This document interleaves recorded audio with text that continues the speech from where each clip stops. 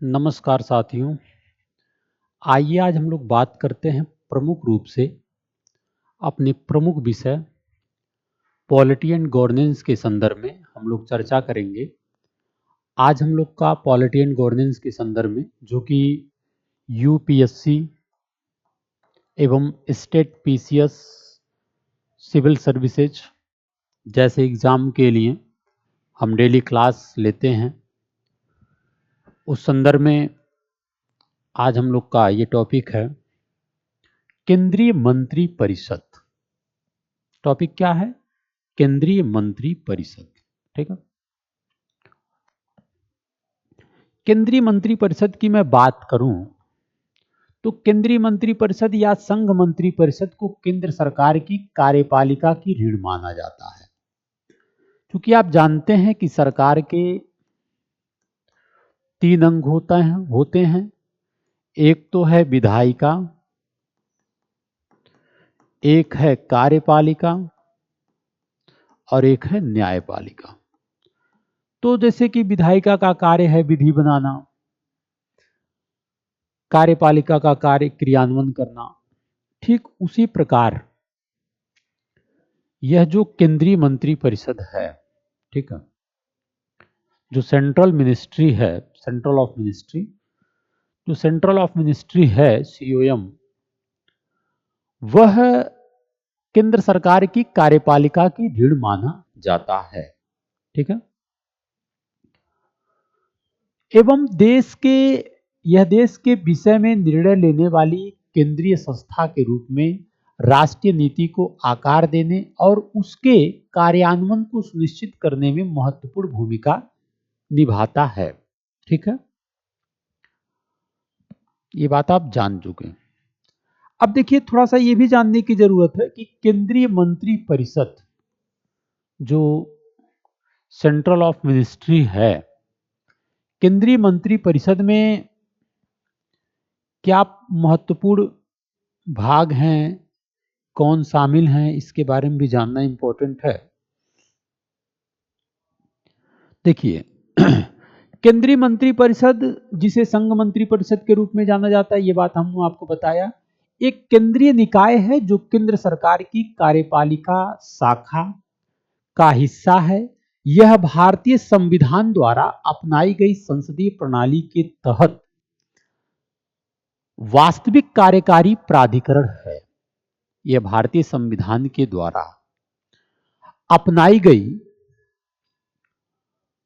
संसदीय प्रणाली के तहत वास्तविक कार्यकारी प्राधिकरण है। मंत्री परिषद भारत की राष्ट्रपति को सलाह देने वाली प्रमुख सलाहकार निकाय के रूप में कार्य करता है। ये बात आप जानते हैं। यह निर्णय लेने के साथ साथ सरकारी नीतियों के निर्माण और कार्यान्वयन में भी महत्वपूर्ण भूमिका निभाता है। एक लाइन में हमने कहा केंद्रीय मंत्री परिषद केंद्र सरकार की कार्यपालिका का ऋण है। ठीक है, यह क्या है? केंद्र सरकार की कार्यपालिका का ऋण है। ठीक है, केंद्रीय मंत्री परिषद, ये बात आप समझ रहे हैं। अब यदि हम लोग बात करते हैं कि केंद्रीय मंत्री परिषद जो सेंट्रल ऑफ मिनिस्ट्री से संबंधित संवैधानिक प्रावधान क्या है, यह भी बहुत ही इंपॉर्टेंट बातें हैं। आप देखेंगे कि अनुच्छेद और इससे संबंधित कुछ सब्जेक्ट मैटर है। जैसे मैं बात कर रहा हूं केंद्रीय मंत्री परिषद से संबंधित संवैधानिक प्रावधान के बारे में। ठीक है, अनुच्छेद 74 भारत के राष्ट्रपति को सहायता और सलाह देने के लिए मंत्री परिषद का निर्माण किया जाता है। अनुच्छेद 75 मंत्रियों के लिए अन्य प्रावधान के बारे में। अनुच्छेद 74 क्या बताता है कि भारत के राष्ट्रपति को सहायता और सलाह देने के लिए एक मंत्री परिषद होगा जो प्रधानमंत्री और अन्य मंत्रियों से मिलकर बनता है। अभी आगे इसे भी हम लोग देख लेंगे। अनुच्छेद 77 भारत सरकार के कार्यों का संचालन। ठीक है,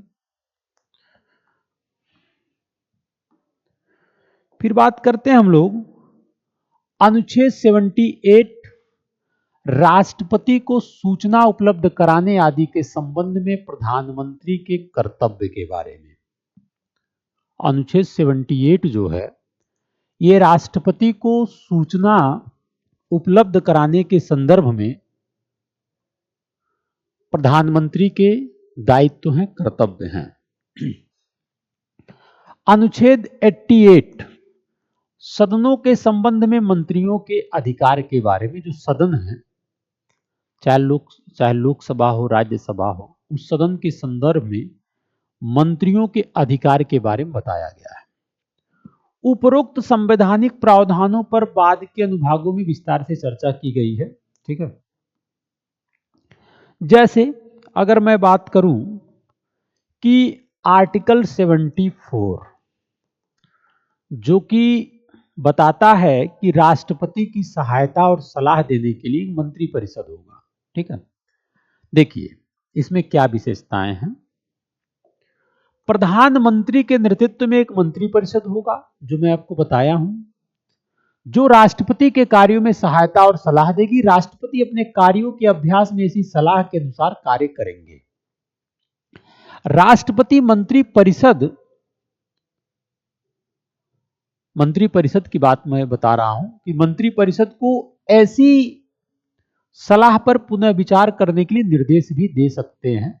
ऐसा नहीं है कि वो सलाह दिया गया तो मान ही ले, निर्देश भी दे सकते हैं राष्ट्रपति। ठीक है, इसके साथ साथ यद्यपि राष्ट्रपति पुनः विचार के पश्चात दी गई सलाह के अनुसार कार्य करने के लिए बाध्य है। अगर मंत्री परिषद पुनः विचार करके सलाह को वापस लौटा दिया तो प्रधानमंत्री जी उसके लिए बाध्य हैं, राष्ट्रपति उसके लिए सलाह मानने के लिए बाध्य हैं। ठीक है, एक बात और, मंत्रियों द्वारा राष्ट्रपति को दी गई सलाह की किसी भी न्यायालय में जांच नहीं की जाएगी। यह बात इंपॉर्टेंट है। ठीक है, नेक्स्ट अनुच्छेद 75 मंत्रियों के संबंध में अन्य प्रावधान। ठीक है, क्या है? आप जानते हैं कि प्रधानमंत्री को राष्ट्रपति द्वारा नियुक्त किया जाएगा और अन्य मंत्रियों को राष्ट्रपति द्वारा प्रधानमंत्री की सलाह पर नियुक्त किया जाता है। ठीक है, यह संवैधानिक प्रावधान है। मंत्री परिषद में मंत्रियों के संबंध में जो अन्य प्रावधान किए गए हैं अनुच्छेद 75 में, ये सब बातें बताए गए हैं। मंत्री परिषद में मंत्रियों की कुल संख्या प्रधानमंत्री सहित लोकसभा की कुल सदस्य संख्या के 15% से अधिक नहीं होना चाहिए। ठीक है, यह बातें इंपॉर्टेंट है। यह प्रावधान 2003 के 91वें संविधान संशोधन अधिनियम द्वारा जोड़ा गया है। ठीक है, संसद के किसी भी सदन का सदस्य जिसे दल बदल के आधार पर अयोग्य घोषित कर दिया गया है, वह सदस्य मंत्री के रूप में नियुक्त किए जाने के लिए भी अयोग्य हो जाता है। यह भी प्रावधान 2003 के 91वें संविधान संशोधन अधिनियम द्वारा जोड़ा गया था। अन्य बातें क्या इंपॉर्टेंट है आर्टिकल 75 में?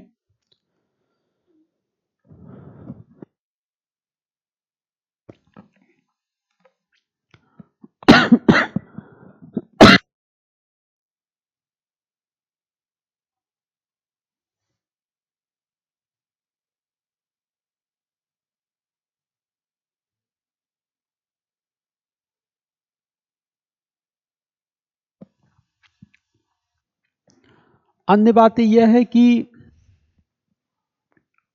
मंत्री राष्ट्रपति के प्रसाद पर्यंत अपने पद को धारण करते हैं। केंद्रीय मंत्रिपरिषद लोकसभा के प्रति सामूहिक रूप से उत्तरदायी होती है। राष्ट्रपति मंत्रियों को पद और गोपनीय की शपथ दिलाते हैं। कोई भी मंत्री जो लगातार 6 महीने की अवधि तक संसद सदस्य नहीं है, वह इस अवधि की समाप्ति के पश्चात मंत्री नहीं रह जाता है। ये बात आप समझ रहे हैं। मंत्रियों के वेतन और भत्ते का निर्धारण संसद द्वारा किया जाता है। मंत्रियों के वेतन और भत्ते का निर्धारण किसके द्वारा किया जाता है? संसद के द्वारा किया जाता है। ठीक है, नेक्स्ट, अनुच्छेद 77, भारत सरकार के कार्यों का संचालन, कंडक्ट ऑफ बिजनेस। क्योंकि आप जानते हैं कि भारत सरकार की सभी कार्यकारी कार्रवाइयां राष्ट्रपति के नाम पर की जाएंगी। राष्ट्रपति के नाम से पारित आदेशों एवं अन्य दस्तावेजों को इस प्रकार अधिप्रमाणित किया जाएगा जैसा कि राष्ट्रपति द्वारा बनाए जाने वाले नियमों में निर्दिष्ट हो। ठीक है, अब आते हैं आर्टिकल 78 जो बहुत इंपॉर्टेंट है। यह है प्रधानमंत्री के कर्तव्य। प्रधानमंत्री का यह कर्तव्य होगा कि वो राष्ट्रपति द्वारा जो मांगे विचार लाई जाती है, जैसे संघ के प्रशासन से संबंधित मंत्रिपरिषद के सभी निर्णय और विधान प्रस्तावों के विषयों में राष्ट्रपति को सूचित करना, यह प्रधानमंत्री का दायित्व है। संघ के प्रशासन से संबंधित ऐसी जानकारी और विधान प्रस्ताव प्रस्तुत करना जो कि राष्ट्रपति द्वारा मांग की गई हो। ठीक है,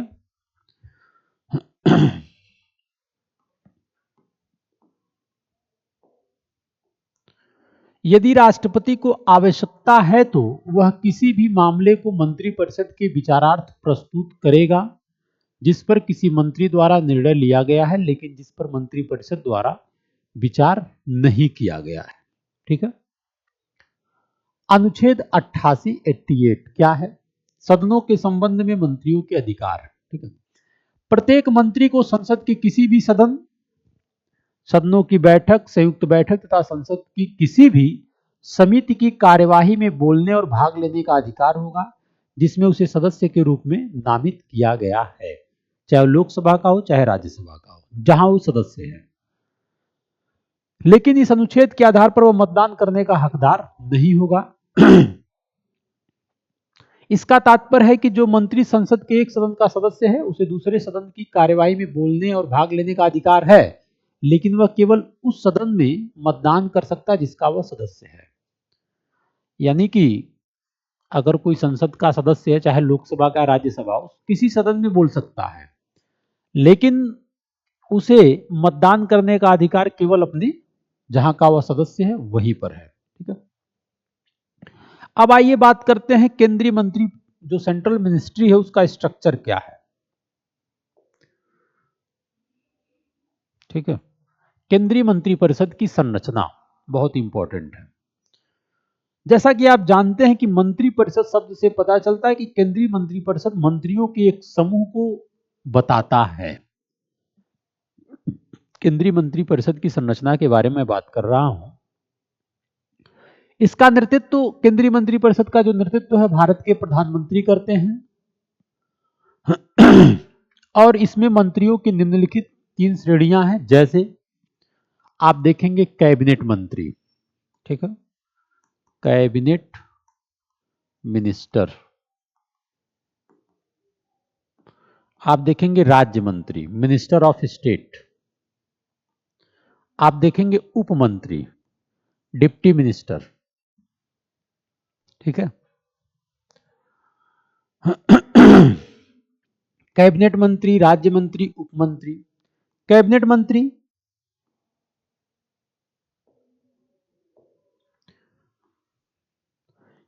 मंत्री में मंत्रियों का ऐसा समूह होता है जो गृह, रक्षा, वित्त आदि जैसे महत्वपूर्ण मंत्रालयों का नेतृत्व करते हैं। ठीक है, कैबिनेट मंत्रियों में मंत्रियों का ऐसा समूह जो प्रमुख मंत्रालय जैसे होम अफेयर्स, फाइनेंस मामला, रक्षा मामले, ऐसे महत्वपूर्ण मामलों का नेतृत्व करते हैं, जो कैबिनेट मंत्री होते हैं। ये मंत्री कैबिनेट के सदस्य होते हैं, इसकी बैठकों में भाग लेते हैं और सरकार की नीतियों को निर्धारित करने में इनकी जो भूमिका होती है वो महत्वपूर्ण होती है। ठीक है, जो कैबिनेट मंत्री होते हैं। दूसरी बात, राज्य मंत्री, मिनिस्टर ऑफ स्टेट। राज्य मंत्री ये या तो कैबिनेट मंत्रियों से संबंध होते हैं या मंत्रालयों विभागों का स्वतंत्र प्रभार इनको दिया जाता है। जो राज्य मंत्री होते हैं या तो ये कैबिनेट मंत्री से संबंध कर दिए जाते हैं, संलग्न कर दिए जाते हैं, या तो इनको मंत्रालयों या विभागों का एक स्वतंत्र प्रभार दे दिया जाता है। ठीक है, जो राज्य मंत्री होते हैं कि ये आपको, जैसे देखिए संलग्नता के मामले में आप देखेंगे कि कैबिनेट मंत्रियों के नेतृत्व वाले मंत्रालयों के विभागों का प्रभार या कैबिनेट मंत्रियों के नेतृत्व वाले मंत्रालयों से संबंधित कार्यों के विशिष्ट मदों का आवंटन किया जाता है। जैसे आप देखेंगे, मान लीजिए रक्षा मामला है तो रक्षा विभाग है, तो इससे विभाग से संबंधित, रक्षा मंत्रालय से संबंधित अन्य बहुत सारे कार्य हैं तो राज्य मंत्री को भी दे दिया जाता है। तो एक स्वतंत्र प्रभार इनके हाथ में होता है तो उस जिम्मेदारी का। तो आप देखेंगे कैबिनेट मंत्री भी होता है, फिर राज्य रक्षा मंत्री भी होता है। ठीक है,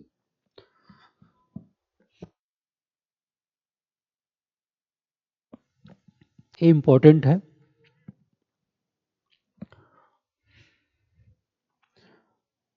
अगर इसमें स्पेशल बात की जाए तो ये मंत्री जो है कैबिनेट मंत्रियों के निरीक्षण, मार्गदर्शन और साथ ही समग्र प्रभार और उत्तरदायित्व के अधीन कार्य करते हैं।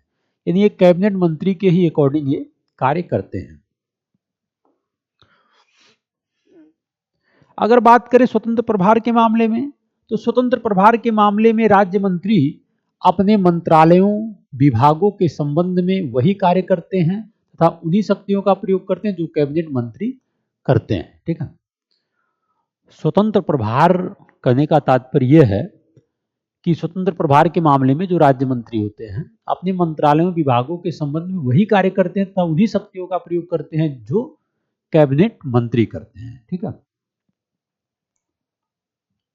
एक बात है कि ये कैबिनेट के सदस्य नहीं होते हैं, जो इंपॉर्टेंट बात है कि ये कैबिनेट के सदस्य नहीं होते हैं और जब तक विशेष रूप से आमंत्रित नहीं किए जाते हैं तब तक इनकी बैठकों में भाग भी नहीं लेते हैं, ये जो राज्य मंत्री होते हैं। ठीक है,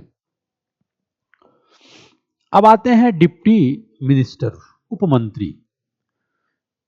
कैबिनेट ऑफ मिनिस्ट्री में आप देखेंगे केंद्रीय मंत्रिपरिषद की संरचना में उपमंत्री, उपमंत्रियों को मंत्रालयों या विभागों का स्वतंत्र प्रभार नहीं दिया जाता है, बल्कि वे कैबिनेट मंत्रियों या राज्य मंत्रियों से जुड़े होते हैं और उनके कार्यों में उनकी सहायता करते हैं। वे कैबिनेट के सदस्य नहीं होते और कैबिनेट की बैठकों में भी नहीं शामिल होते हैं। ठीक है, एक और भी जो बहुत इंपॉर्टेंट है, मंत्री के साथ साथ संसदीय सचिव, पार्लियामेंट्री सेक्रेटरीज, इसके बारे में भी एक बात जान लीजिए कि संसदीय सचिवों में मंत्रियों की एक अन्य श्रेणी शामिल होती है। संसदीय सचिवों में मंत्रियों की एक अन्य श्रेणी शामिल होती है, यद्यपि वे केंद्रीय मंत्रिपरिषद के सदस्य नहीं हैं। उन्हें भारत के प्रधानमंत्री द्वारा नियुक्त किया जाता है, न कि भारत के राष्ट्रपति द्वारा। उनके नियंत्रण में कोई विभाग नहीं है, बल्कि वे वरिष्ठ मंत्रियों से जुड़े होते हैं और उन्हें अपने कर्तव्यों को निभाने में सहायता करते हैं। ठीक है, एक केंद्रीय मंत्रिपरिषद की संरचना में संसदीय सचिव भी आते हैं, ये बात आपको ध्यान रखना है, और इन्हें प्रधानमंत्री के द्वारा नियुक्त किया जाता है। ये जो भारत के वरिष्ठ मंत्रियों से जुड़े होते हैं और उन्हें अपने कर्तव्यों को निभाने में सहायता, सलाह, परामर्श देने का कार्य करते हैं। ठीक है, अब बात करते हैं मंत्रियों की नियुक्ति की प्रक्रिया। देखिए केंद्रीय मंत्रिपरिषद, आपको मैंने बताया है कि ये प्रधानमंत्री को भारत के राष्ट्रपति द्वारा, जबकि अन्य मंत्रियों को राष्ट्रपति द्वारा प्रधानमंत्री की सलाह पर। ठीक है, अन्य मंत्रियों को राष्ट्रपति द्वारा प्रधानमंत्री की सलाह पर ही नियुक्त किया जाता है। इस प्रकार राष्ट्रपति केवल उन्हीं व्यक्तियों को मंत्री के रूप में नियुक्त कर सकते हैं जिनकी सिफारिश प्रधानमंत्री द्वारा की जाती है।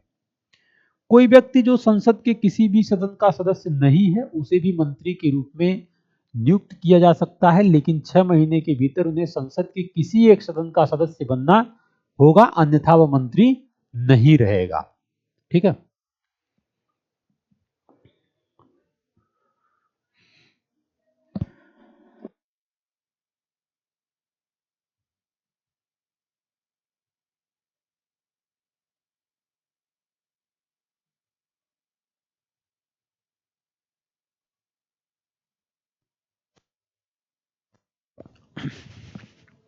ये बात आप समझ रहे हैं। अब आइए हम लोग बात करते हैं मंत्रियों के शपथ और प्रतिज्ञान के बारे में। मंत्रियों के शपथ और प्रतिज्ञान। देखिए, भारत के राष्ट्रपति केंद्रीय मंत्रिपरिषद के मंत्रियों को पद और गोपनीयता की शपथ दिलाते हैं। ठीक है, क्या है ये विचारधारा?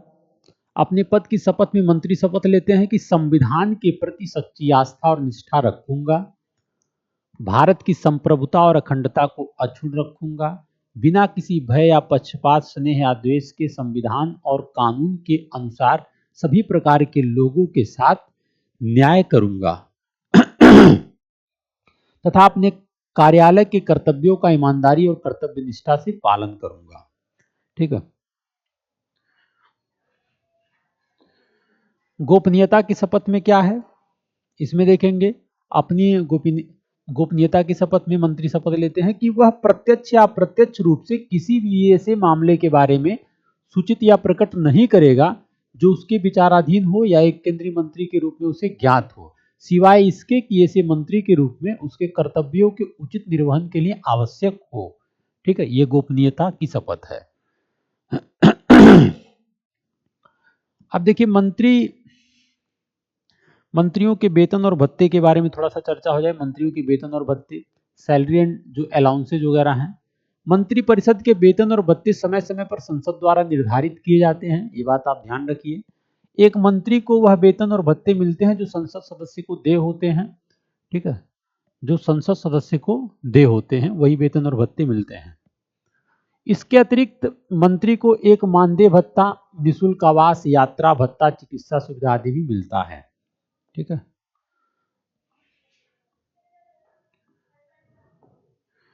मंत्रियों के उत्तरदायित्व, रिस्पॉन्सिबिलिटी ऑफ मिनिस्टर्स। संवैधानिक प्रावधानों के अनुसार केंद्रीय मंत्री परिषद का हिस्सा बनने वाले मंत्रियों की दो प्रकार के उत्तरदायित्व होती हैं, सामूहिक उत्तरदायित्व और व्यक्तिगत उत्तरदायित्व। ठीक है।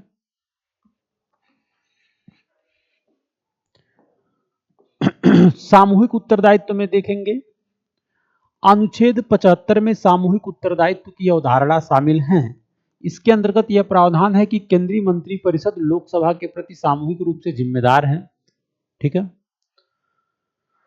जब लोकसभा केंद्रीय मंत्री परिषद के विरुद्ध अविश्वास प्रस्ताव पारित करती है तो सभी मंत्रियों को त्यागपत्र देना पड़ता है। ठीक है, उन मंत्रियों को भी जो राज्यसभा से हैं। ठीक है, ये है उत्तरदायित्व के मामले में। व्यक्तिगत उत्तरदायित्व में आप देखेंगे कि अनुच्छेद 75 में व्यक्तिगत उत्तरदायित्व का भी सिद्धांत शामिल है और इसमें प्रावधान है कि मंत्री राष्ट्रपति के प्रसाद पर्यंत पद अपना धारण करेंगे। ये इंपॉर्टेंट बात रहा केंद्रीय मंत्रिपरिषद के संदर्भ में। जय हिंद।